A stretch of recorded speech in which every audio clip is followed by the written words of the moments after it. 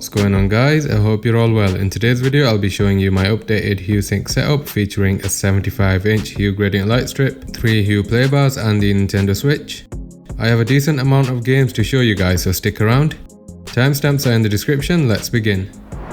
Yooka-Laylee and the Impossible Lair is a fantastic platformer. It features a lot of warmer tones in the introductory level. I've set the Hue Sync mode to game and the intensity to extreme with the brightness cranked up to the max just to give you guys a better idea of what you can expect. When we head inside to fight the game's antagonist, the top portion of the level is dark and as you'd expect, the top part of the gradient light strip is pretty much off. If you pay close attention to the lights at the left, right and bottom, when the bad guy shoots his energy balls, the lights are reacting accordingly by changing from a yellowy hue to a pinkish one.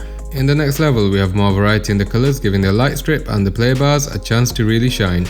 The foundational theme is still in the warmer region consisting of yellows, browns and reds. However, we also have various shades of green, purple and blue thrown in.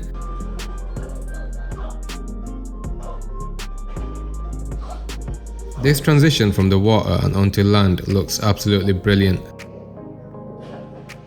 The response time of the light sync is honestly fantastic.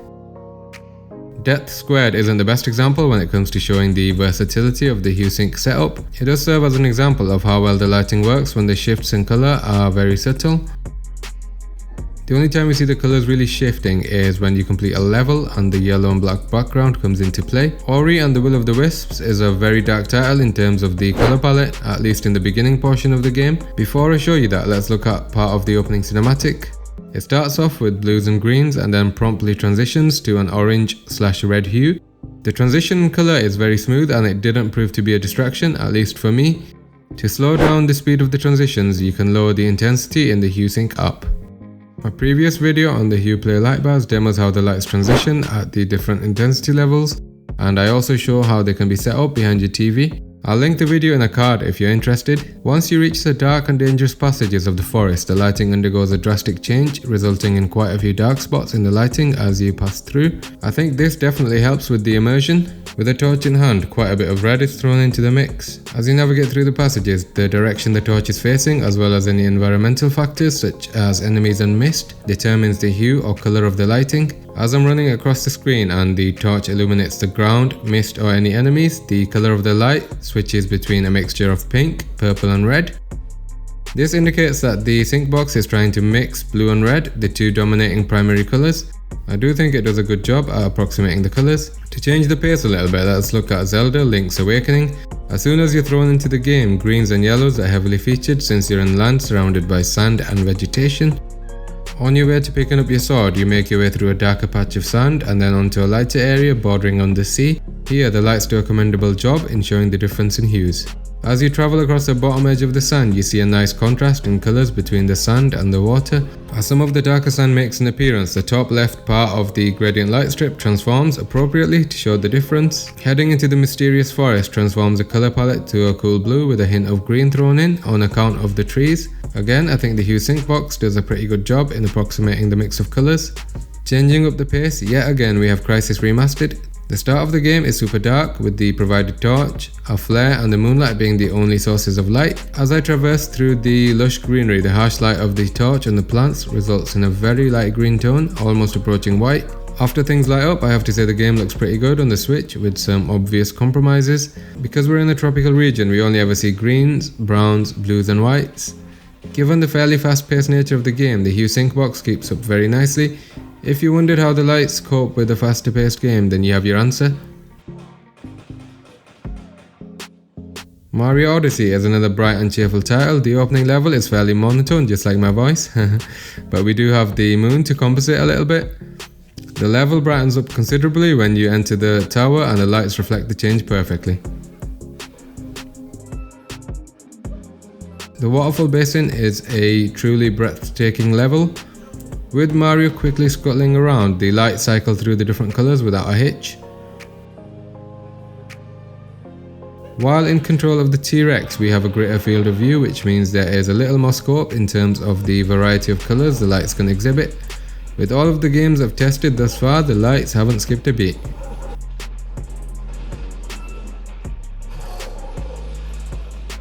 Pokemon Sword is another popular title. I wanted to show this especially as it features a greater array of colours compared to any other titles I've tested. It'll give you a better idea on how versatile the hue gradient light strip and play bars can really be. The opening cutscene before this battle begins with a mix of pink and blue and then transitions to greens, blues, yellows and oranges.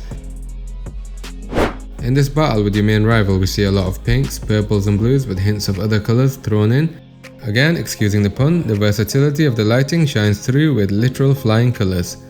I couldn't be more impressed. It definitely adds another layer of immersion in addition to gaming on such a large display. Now let's take a look at Dragon Ball FighterZ. My intention was to include at least one game from the fighter genre, and this was one of the first games that came to mind. When the fighting gets particularly intense, the lights give off a strobing effect, which is a testament to how quickly the Hue Sync box reacts to changes in the content.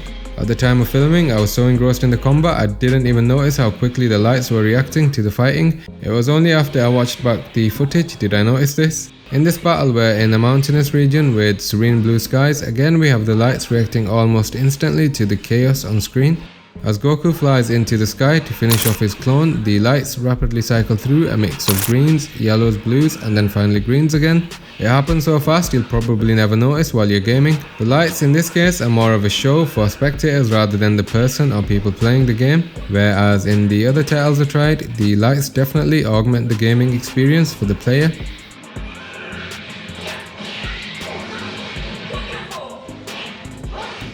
The last Mario Kart I played was on the original Wii, so it has been a while. On this first track we mostly have greens and browns, which doesn't make for an interesting experience in terms of the light sync. We do see hints of green flashing in and out at points, but apart from that it's not super interesting.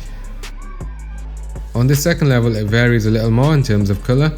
In contrast to Dragon Ball FighterZ, the changes in colour are more subtle, as it's mostly the layout of the track and how you drive through it that determines what colours the lights show. The character has no impact on the lighting. This beach themed track is a better example as it features water, sandy beaches, a pier and a land-bound area with trees and sand. The power-ups don't affect the lighting in any way as they are far too small, and from experience the Hue Sync box can't interpret the finer details. Hellblade: Senua's Sacrifice was a little difficult to show adequately through the medium of YouTube since it's a very dark title. I won't be featuring any combat scenes as the brightness of the lights was at such a low level that it barely registered on my camera. Instead, I'll show some of the lighter scenes to finish off. Thanks everyone for watching. If you enjoyed the video, a like would be appreciated. If you're still here, I'm going to guess you enjoyed the video, so why not subscribe? I am open to covering any tech item out there, so suggestions are welcome in the comments. See you in the next one.